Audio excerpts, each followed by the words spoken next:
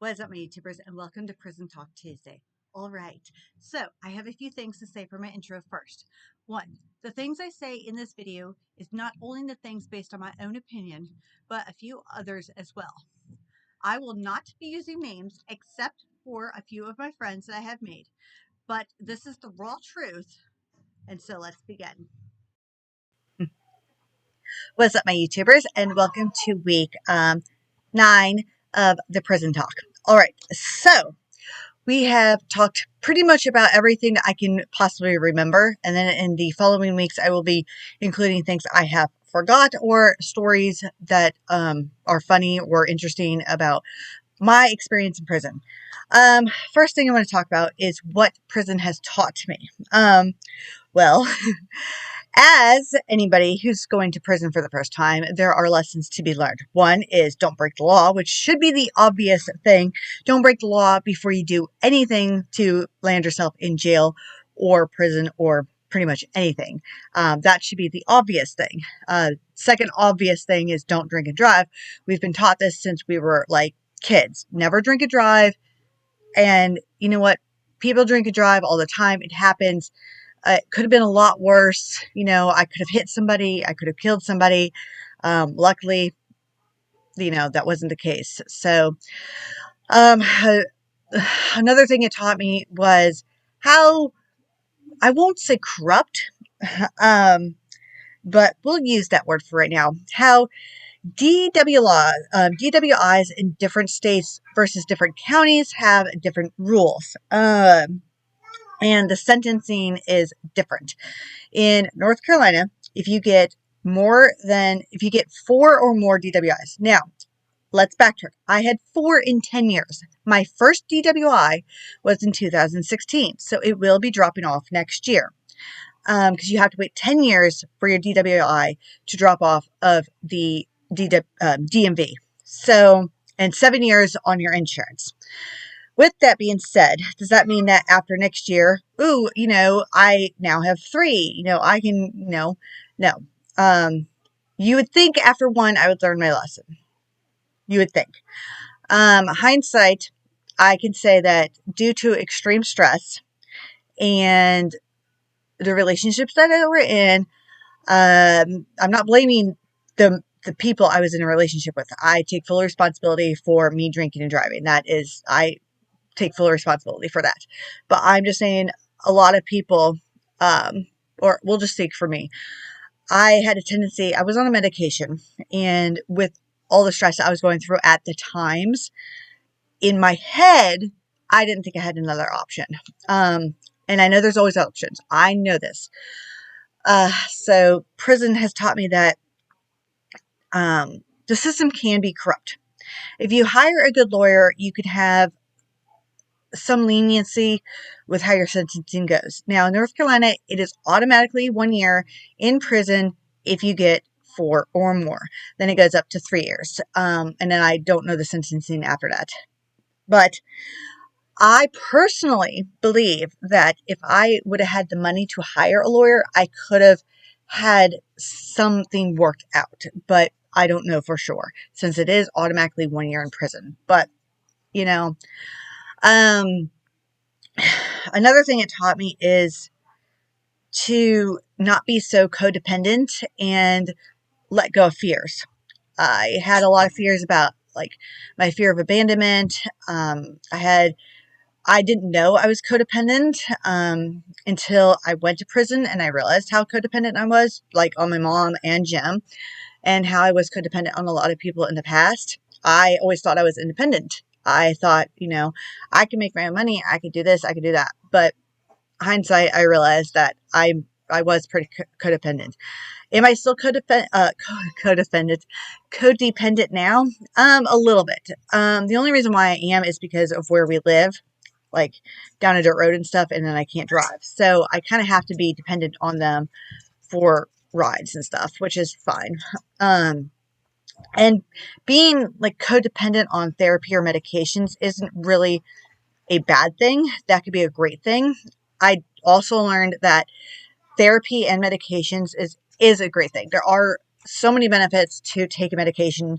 I always fought it in the past, thought I didn't want to be dependent on a medication my entire life. I could try to change my diet, change my workout routine, all this other stuff. And unfortunately, I did find out that due to the chemicals in my brain, I the anxiety that I have, I can't remember exactly what it's called, but it's something where I have fight or flight going all of the time and it doesn't turn off. So the Effexor that I am on helps with that. I'm not going to get into the details, but let's just say that there's a SSRIs and SNRIs, and I need the SNRIs. I think I talked about this before, but you guys can look that up on your own. But yeah, I also let go of my fear of abandonment because I was always afraid that in my relationships that the guys would leave me. And I would stay with abusive people or people that were wrong with me in the past because of that fear. And I know I'm very, very common for that. There's a lot of people who do that. Just because I would break up with them doesn't mean that I didn't still have contact with them. It was almost like I fed on the drama, if that makes sense. I don't know if that's normal, but I have learned that. Jim is a lot better. Yes, we don't always get along. I mean, what couple gets along 24 hours a day? There are a lot of times we butt heads, but I will say compared to my past, I am a lot more stable with him. A lot of the things that were going on in our relationship, if anything, were mostly just me astrobating the fears in my head. And when I get these fears in my head, I didn't know how to talk about them. And then I would, I know this is kind of turning into a mental health video, but this is also what I've learned in prison. Another thing about prison is it definitely taught me how to be more independent. I don't know if that's a good thing or a bad thing because when I got home, I realized, hey, I can still do what I want. And I didn't know how to co-parent per se with Jim. I don't want to say the word co-parent, but I mean, let's face it. It was trying to really learn the baby's routines and his routine of what he does to take care of the babies. And then once I fell into the rhythm, which was very natural, by the way, I was so scared to come home and be overwhelmed with the babies and stuff. And it's amazing how natural I just fell into it. It was really rocky at first and it took me a little bit, but now we got a good routine. Sorry, Isabel just walked by. But we have a good routine. We trade off waking up with them on the weekends. Jim, since he works 5 days a week, unless it's raining and he can't go to work, then I get up with the babies and, I get up, I take my medication, and then I feed them breakfast and we go from there. Today, since it's going to be nice, we're going to go outside and play. Another thing I learned is how big of a support system I actually have, because a lot of people in prison don't have that. A lot of people in prison don't even have one person to support them. I understand there are people in prison who have way worse crimes. Like there are murderers, there are child, people in there. There are gang members, etc., etc. Now, I'm not saying that everybody needs restitution because I personally don't agree with a lot of the prisoners. And I have met some of the prisoners that I just did not want to talk to them or be around them because of their charges. And they would tell me their side of the story, but just their vibe was just, you just didn't want to be around them. And I didn't need that type of, negativity or influence. And then there are people who did make mistakes in their past and they are in there for like 20 some years and they're going to be released in 5-10 years. And they have, they could be the nicest people. And you look at them and you're like, how did you commit this crime? Like how? But chances were, people were different back then, in their circumstances. But I also learned that the prison system sucked. Really, really sucks. So where I was held was North Carolina Institute for North Carolina Correctional Institute for Women. It was in Raleigh, North Carolina, or currently is. Now, there's Anson, which is near Charlotte, and there is Swannanoa, which is, I think, it was shut down because of the hurricane that came through. I don't know if they finally got it up and running, but because I think Asheville is still under construction, but eventually Swannanoa is going to be up and running. Anson did not take anything less than medium to high charges, and they don't take mental health people. So since I was on mental health meds, they don't take mental health cases. Swannanoa did start taking mental health people, but that's up in the mountains, and I just did. It's near Black Cherry, which is a rehab center. No, I'm sorry, not Black Cherry, Black Mountain. My correction. Swannanoa is near Black Mountain, which is a rehab center. And hi, Izzy. Want to say hi to people? Hi. Her poor hair, but the prison system that I was in is run down. It's run down. It has mold problems. The pipes were leaking. It would flood. The sewer system would back up. There was mealworms sometimes in the food boxes. There was termites, or I don't know, some kind of bug in the toilet paper supplies. A lot of times we would get either rotten fruit or, like old lettuce. There was plastic sometimes in the food, string. And I don't know if the plastic and the string was from the kitchen workers or if it was just, for laziness. But there was a lot of things wrong, especially the sewer system backing up because that was a health issue. They had a new Warren now, and supposedly he made all these promises. He did come to the prison and talk to us and say like all the things that he's going to do to the prison to get it functioning and a lot better. They've been trying to do this for like 20 years. I've heard the people who are like lifers or long-termers have been saying that this prison has been going downhill and the buildings are crumbling. I mean, I did talk about this in some of my other videos where they did block off the bottom of the hill and they are trying to fix some of the worst buildings, and I understand that the Warren has to get permits and they have to get, approval from the state. They have to get funding and all this other stuff. I understand that, but they've had years, and I don't know if this is the first Warren who actually cared or if other Warrens in the past have cared and they failed or permits have fallen through. It doesn't matter. My point is the fact that this prison, I know it's not the worst prison out there because there are worse prisons in the States, but it could be a lot better. There's a thing where they don't allow dogs anymore because they said it's too inhumane for dogs to be in that environment. Oh, but yet humans can be there. They used to have a dog program. I don't know if they're ever going to get that back. Especially for the pregnant people who are there.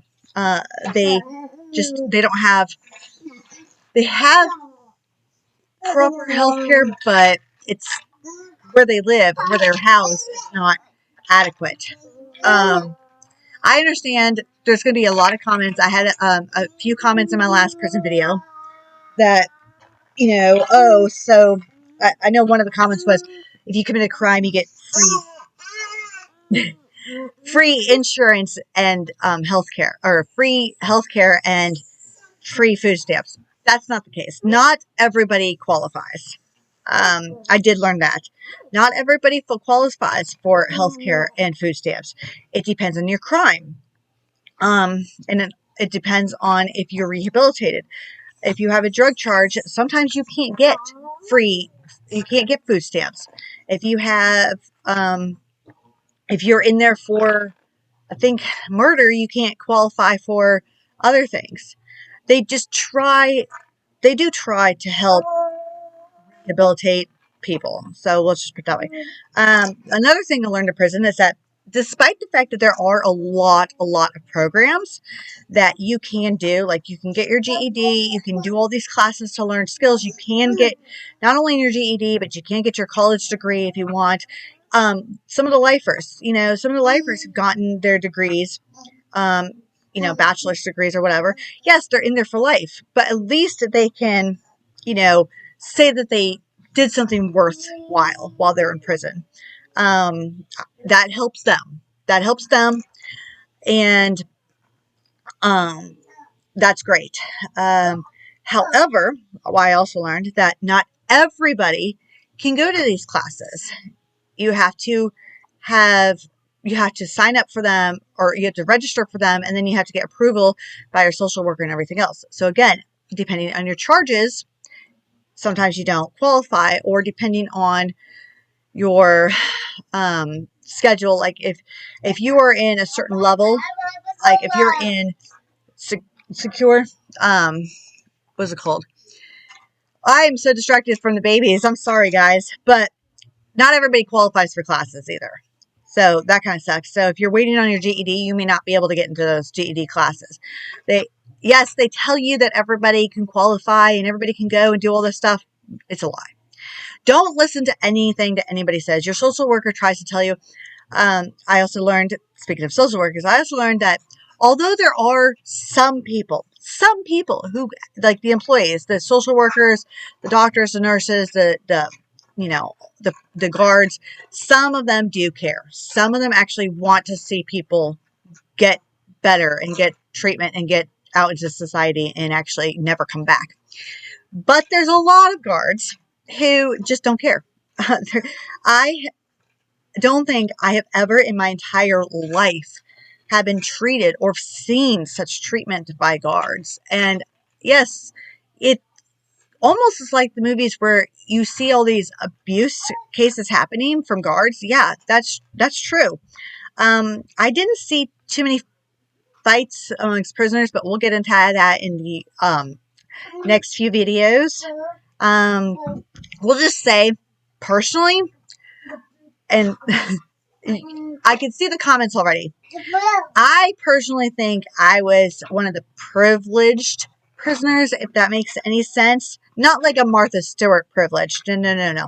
Just because of my mental health, I was terrified. I was a first-time prisoner, never been to prison. I complied with everything. I did everything right. I joined classes and everything to make my time go by. I got into the Canary Unit, which is for honor.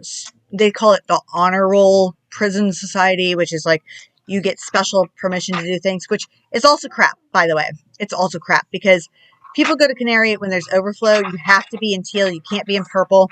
And they'll send anybody over there. So them sitting there saying that you are privileged to go over the Canary, no, don't listen to that. That's bold. Anyways, I'm not going to make this any much longer because I have a lot of things to do today. So any questions, comments, concerns, or advice, you guys can leave those below. Follow me on my other socials because I do post teasers to my videos.